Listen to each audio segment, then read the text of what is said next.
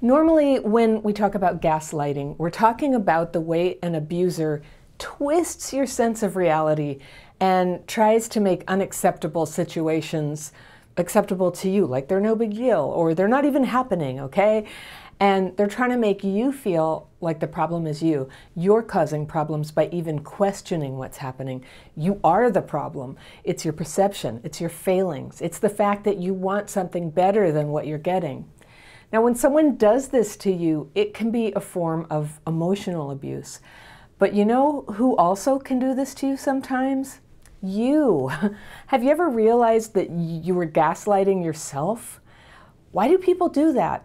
I'm going to talk about that in this video. And I got a letter from a guy I'll call Steve, and he writes, all right, Dear Anna, I recently came across your videos that really seem to jump off the screen in terms of relatability to the challenges my wife Sharon has endured throughout her life. She has CPTSD, and how it affects our marriage today.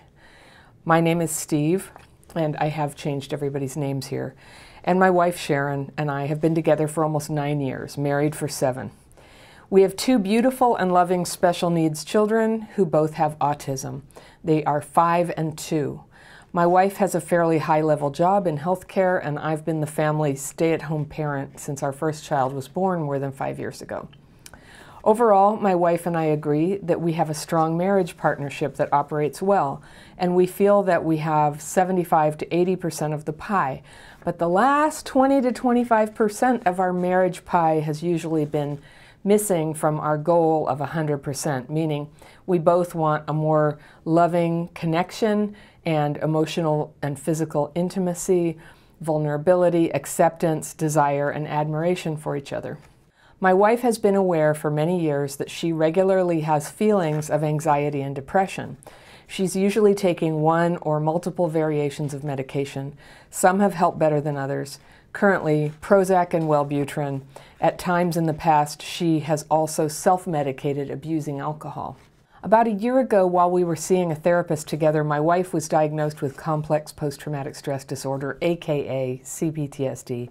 My wife feels strongly that the diagnosis stems from her childhood family environment, predominantly her mother, and later on in a toxic and abusive relationship with her significant other when she was between the ages of 15 and 27.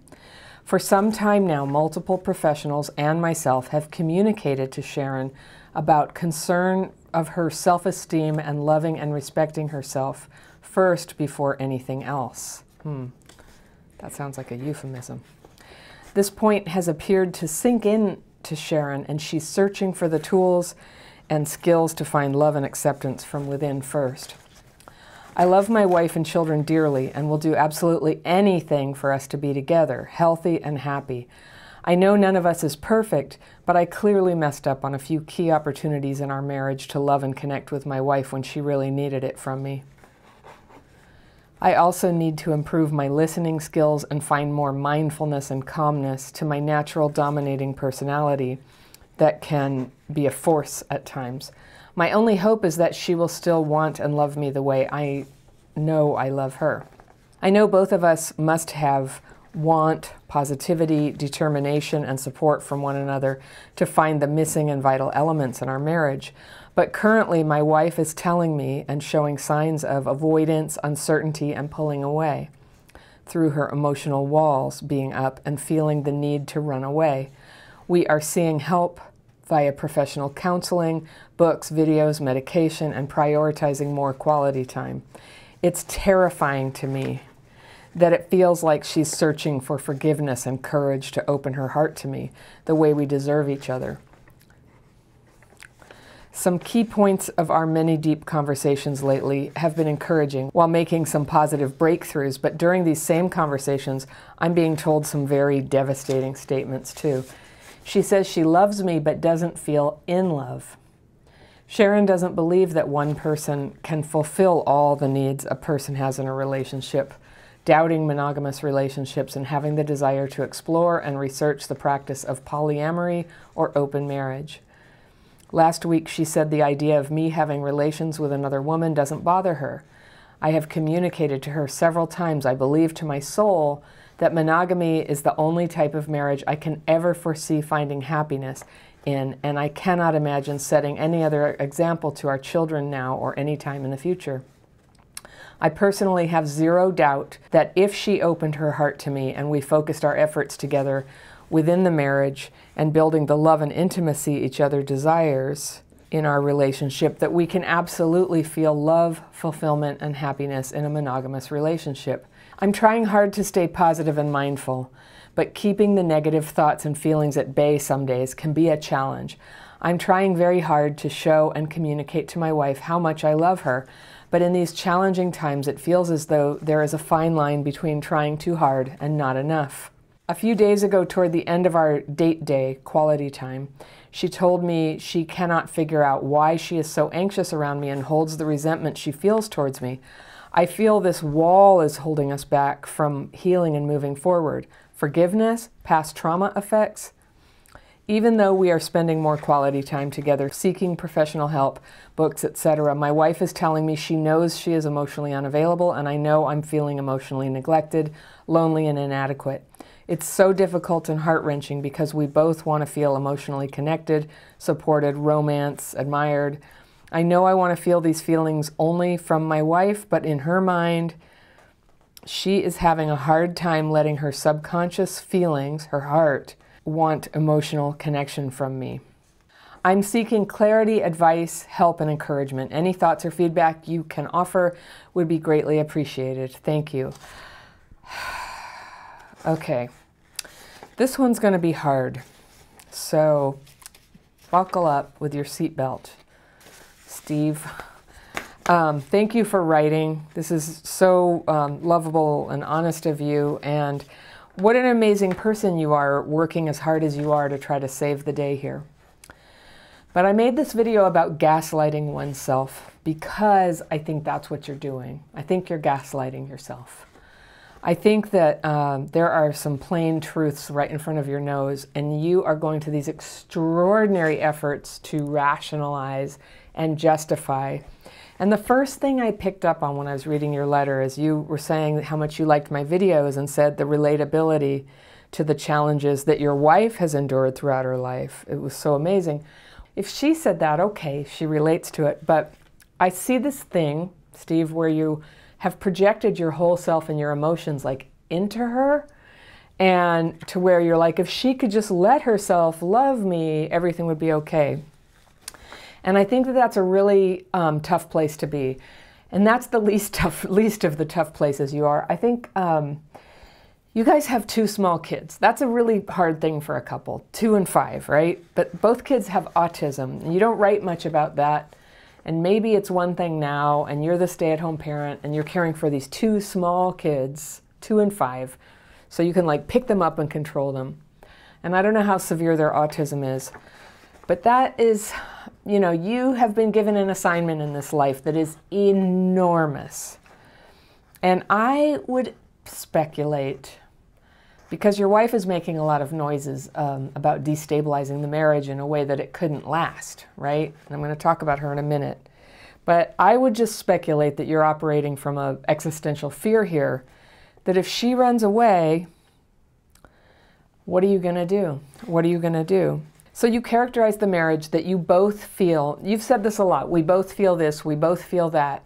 But what you're saying you both feel is very misaligned with a lot of the stuff you're quoting your wife is saying. And it seems like you've been able to compartmentalize a lot of the destructive stuff she's saying, which is she's not in love with you. She wants to start sleeping with other people. She wouldn't care if you did. She wants to run away. These are pretty destructive. So when you say that you both want the more loving connection, what I'm hearing is that she's not wanting that. She's not wanting that. She's not into it right now. But I'm going to take your word for it that you guys are both trying and trying, but she's not feeling it. And that there's like a quarter of the marriage pie that's missing, and that's where the love and connection is. And that's a really important piece of the pie, as we all know. Okay. So then you say, my wife's been aware for many years that she regularly has feelings of anxiety and depression. Okay. She's usually taking 1 or more. Now here's, again, you got so much detail about her. I don't even see you in this, Steve. Like, who are you? What's going on with you? But you've got a lot of detail on her.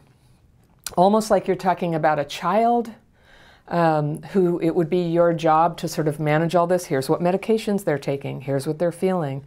And then this really jumped out at me. And, you know, people listening, you can chime in if you want. But when you say at times in the past, she's also self-medicated by abusing alcohol. So I just want to say that all abuse of substances is self-medication. And as a person who's had a huge amount of alcoholism and drug addiction in my family of origin and people I've loved, I would just say that when people say self-medicating, it always sounds to me like somebody who has not made contact with any sort of recovery program, or maybe just a really fancy one where people get to stay in denial about what it is. Like it's all self-medication. That doesn't make it different from everyday alcoholism. So abuse of alcohol and drugs is abuse of alcohol and drugs. So that was sort of a red flag to me, that you had a lot of denial going on about what's going on, and maybe she does too. And then also, what you're talking about, and I'm just sort of going on an intuition here, I am hearing a lot of this sort of runaway vibe, runaway, escape, addict vibe. And perhaps it's a projection based on people I've known, but the pattern that you're describing here just sounds like that to me. And to be honest with you, Steve, I feel like this is something you need to be prepared for. So let's go a little deeper into what she's specifically saying. You will do absolutely anything, and you're doing absolutely anything to hold everybody together. And that makes sense with these two little kids. Like, it would be amazing if the family could stay together, all right? That would be really good for raising two autistic kids, specifically. For raising any kids, it's good for the family to stay together. But because they're autistic, I don't really see how one of you could do it by yourself, you know, earn a living and care for the kids. So I clearly messed up, you say, on a few key opportunities in our marriage to love and connect with my wife when she really needed it from me. So you don't explain that, so I don't really know what that means. But if I base it on everything else you've said here, I'm going to guess that you're making up ways that you can take responsibility for her emotional unavailability, but that you're not actually responsible. I have a feeling you're not responsible for her emotional unavailability. I think it's her. But I don't know. You haven't told me all the details, so I'll defer to you on that one. You say, I also need to improve my listening skills and find more mindfulness and calmness to my natural dominating personality. That can be a force sometimes. Well, you know, me too. That's my personality too. I have to improve my listening skills and be more calm. I have a natural dominating personality. I just get all excited about stuff. I'll do all the talking. Isn't this a great job for me? I get to like talk to you for a really long time. But that's what I'm like. But that doesn't make me a bad spouse, you know? And all spouses have personalities. So your personality is your personality. My only hope, you say, is that she will still want and love me the way I know I love her. So when you say it's your only hope, like, I actually kind of believe you. I think it's come to like completely dominate your mind. It's become like, you know, your single-minded focus is to try to save the marriage right now. I mean, it sounds like it's very much on the rocks right now, more than you're kind of saying here. So you say, I know both of us must have want, positivity, determination, and support from one another to find the missing and vital elements of our marriage. I guess I don't know, this sounds like something you're constructing to be like, hey, if we just get more positive, if we just go for it, if we just do it, the feeling will be there. But I think that feeling of being in love and that feeling of attraction, I mean, having little kids definitely can stress a marriage. Having two autistic kids just like ratchet that up a number of notches, right? It can stress a marriage and really kind of put the kibosh on the romantic and sexual side of a marriage. And that's just life, you know, and it eventually passes. But what you kind of need is the willingness actually to be there, to be with that person. And so when somebody's saying, oh, I want to start sleeping with other people, she's currently telling you and showing signs of avoidance, uncertainty, pulling away through her emotional walls being up, and feeling the need to run away. Oh, good Lord, with two little kids, right? And being the breadwinner of the family. That's terrifying. That is just terrifying. We are seeing help through professional counseling, books, videos, medication, prioritizing more quality time. You're doing it. You're doing everything people can do. And then you say, it's terrifying to me. And I was kind of confused by what you said after that, that it feels like she's searching for forgiveness, Why? Because she's done something wrong? Well, we'll talk about that. And courage to open her heart to me. She's got a secret, I think you're implying, but I'm not sure what you're saying there. Some key points of our many deep conversations lately have been encouraging while making some positive breakthroughs, but during these same conversations, I'm being told some very devastating statements too. She says she loves me but doesn't feel in love. Okay? That's very bad. Okay. Sharon doesn't believe that one person can fulfill all the needs that each person has in a relationship, doubting monogamous relationships, and having the desire to explore and research the practice of polyamory or open marriage. Now, I know you're going to get like 1,000 comments on this, and I'm going to ask everybody to be gentle. But I would just say it's almost obvious that she's already having a sexual relationship with somebody outside the marriage. I don't think that people bring it up if they think that they're going to get around it. Like, it's already happening. And that's why this feels so bad. That's my guess. Maybe she hasn't yet, but this is her intention. And just in my experience, people who have that intention and are saying, I'm not in love, and you're doing everything, you're trying so hard to hold it together, I just think that's where it's going. I think that's where it's going. She doesn't want to be here. And there are a number of people who watch this channel who say, polyamory, polyamory. And, you know, if anybody out there actually makes it work, okay, fine. You know, I'm all for people, like, just have your life, be happy for yourself. But I will tell you, like, I live in Northern California. It's a relatively common thing here, maybe compared to other places. And never in my life have I met a couple who's happy with it. I've met a lot of couples who say they're happy with it, but there's just a whole bunch of crap. And I'm just, that's what I found. And I know a whole bunch of polyamory advocates are going to go, that's not true, that's not true. So I just go, fine, granted. But in this relationship that you're writing me about, Steve, you're like, no way, no way. All right. So one thing I want to suggest to you is that you quit messing around and say, no, I'm not okay with that. Have a boundary. And I'll tell you more about that in a minute. Trying to talk yourself into actually having control over this and it being okay. And there's some wording you use here. You say, I personally have zero doubt if she opened her heart to me and we focused our efforts together within the marriage and building the love and intimacy each other desires in our relationship, that we can absolutely feel love, fulfillment, and happiness in a monogamous relationship. Okay? So here's where I think you're getting very enmeshed and dangerously, you know, kind of lost in her reality, some might say codependent. Okay? You have zero doubt that if she opened her heart, so you know what? I just want to say she did open her heart. She opened her heart and she told you something that probably was very hard to tell you. And it's that she is not into that. She's not in love with you and she wants to have sex with other people. She opened her heart. And so this, I think that's the gaslighting of yourself there. She's laid it right out on the table. So we'll give her that, right? That's what she wants. This is a terrible time in your life as a family for her to take off for this.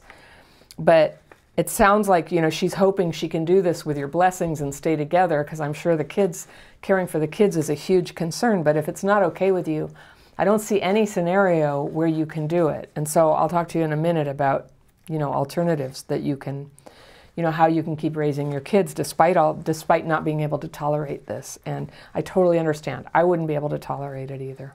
So you say you have zero, I personally have zero doubt. That's such strong words for like complete doubt. You actually, she has opened her heart and she isn't happy. It's you. I think you're speaking for yourself. I have zero doubt that if I open my heart and focus my efforts, I could be happy in a monogamous relationship. That's what you're saying. But she's saying not, okay? And you say, I'm trying hard to stay positive and mindful, all right? And that's also gaslighting yourself. This is not positive, and mindful would be good, and mindful would mean accepting that this is kind of catastrophic to your marriage, all right? This is not something to stay positive about, and you might be from a school of thought where you feel like if you just keep like thinking positively, you can make this go good. I think there is some hope that she would sort of like get through this and come back and you guys can continue to have a stable marriage, but I don't think you can make that happen by being Mr. Nice Guy. All right. There's a book called No More Mr. Nice Guy by Robert Glover. I think it's great. It's a very powerful and shockingly direct book for men who are codependent with women and who don't stand up for themselves and who end up being emotionally abused in some cases and who don't get the love that they want. This book is written for some variety, but definitely it would be appropriate for you. And I read it at the suggestion of someone in my life, and I just thought it was terrific, and I would wholeheartedly agree that what's attractive in a man is his personal integrity, his boundaries, his willingness to stand up for himself and not taking shit, you know, just not taking shit. That's not attractive. And in fact, in male-female dynamics, it's pretty common that sort of letting yourself be emotionally abused like that kills sexual attraction. So I'm just going to say that's one area that I could suggest you might want to explore real quick is your codependence, and check out that book and see if it speaks to you. And if it does, you could possibly change the energy in your relationship very quickly. But this is serious, you know, and I can tell you for myself, one of the things that's attractive about my husband to me is that he has boundaries, you know. He just, there's almost never a situation where I could get away with walking all over him. I would always have to talk to him as an equal and respect him and take no for an answer when the answer is no. And so, yeah, I really encourage you to take a look at that. Okay, I'm trying hard to stay positive and mindful, so I'm going to encourage you to get negative and mindful and honest.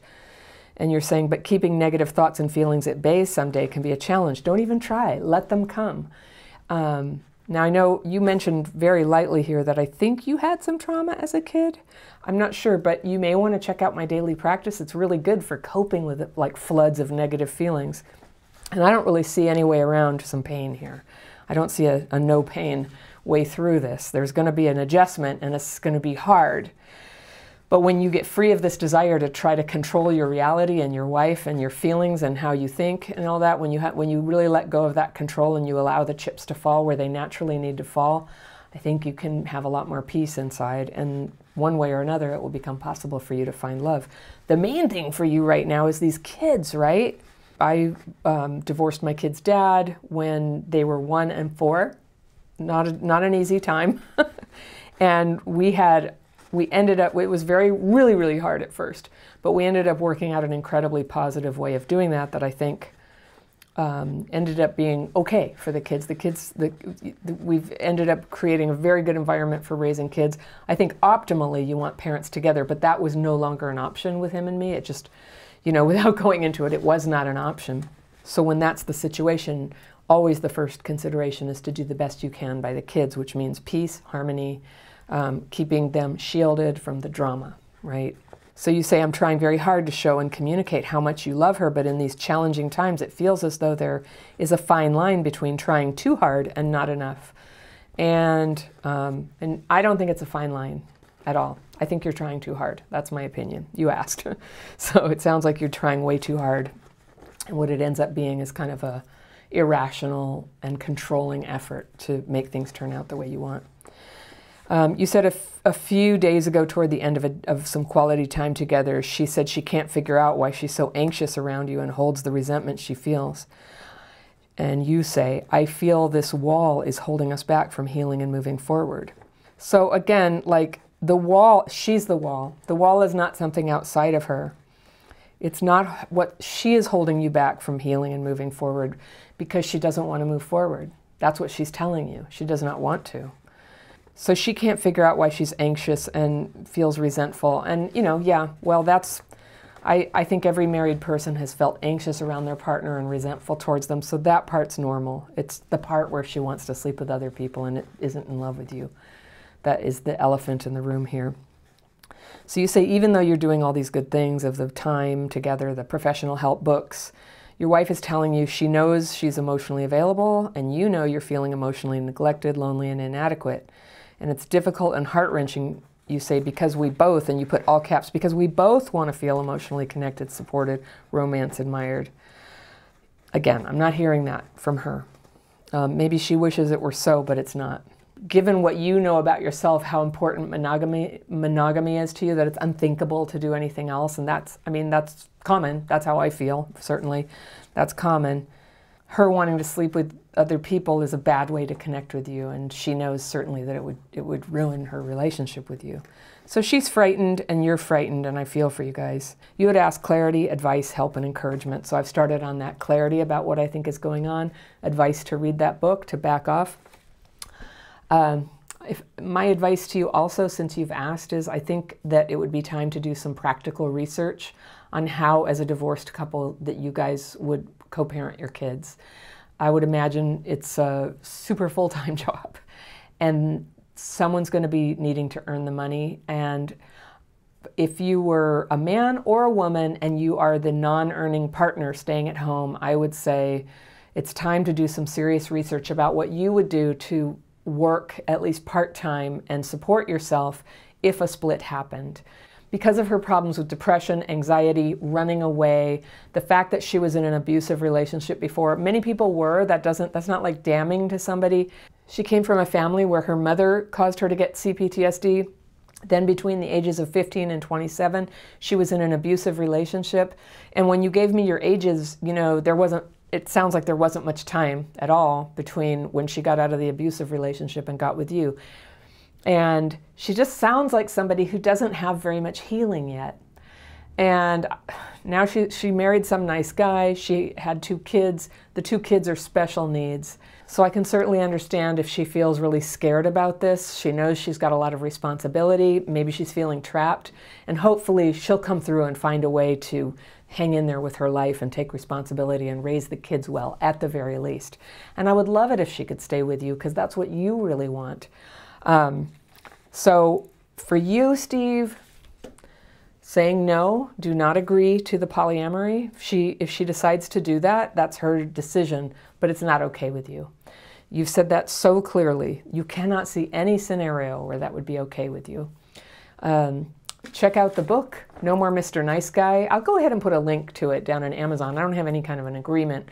I'd love to have Robert Glover on my show sometime and talk about this. I think it's a really important book, and it connects a lot to problems that happen for people who were traumatized as kids. And I think it could be life-changing for a lot of people. I realized when I read the book that some of the men I've known in my life, that they read it, I recognized some of the things that they said and did, and I was just like, yeah, good for them. Good for them. I appreciate it. I appreciate it. So that's some healing. And another thing you might want to try, and you know, you haven't said she's an actual alcoholic, but Al-Anon. Al-Anon is a 12-step program for families of alcoholics. And one of the core ideas of it is you learn to get your focus off the other person and onto yourself. And that's my main suggestion to you, Steve, is get that focus back on yourself. How are you feeling? What are your instincts? What is your body telling you about what's going on? You know, what are you able to relax and be at peace enough to let go of the effort to try to control perception and reality and control the outcome of the relationship? Because trust me, you can be loved and you will be loved. And you don't have to force that to happen. People will love you voluntarily. You can be loved for being yourself. And I think it's really cool that you're making an effort to work on this thing where you're kind of too dominant, or things that bother her about you. It's always good to be self-aware and to work on being a good listener. Those are just perfectly good things. But I want you to stop blaming yourself. Sometimes this is the hand of cards that we get dealt. And it's really hard to get from the middle of it to the part where you're free from it. That is a bumpy road, but it's a good road. And one way or another, for you to have peace, for you to be able to relax and know that you'll be loved and that you're safe and that your kids are safe and you'll be able to parent them and have a livelihood and a safe place to live. All of those things are things that you can begin to focus on when you bring that focus back to yourself. For anybody watching, if you think that you've been affected by complex PTSD, there's a quiz you can take down below where I list 20 signs that you may be affected. And Steve, I think it might be also you. I don't know. I think sometimes living with somebody who traumatizes you can lead to CPTSD. The fact that you gaslight yourself is a little bit of a clue that something's going on. And if you like this topic and you want to learn more about how to have a successful relationship with somebody who has CPTSD, I've got a video lined up for you right here. And I will see you very soon.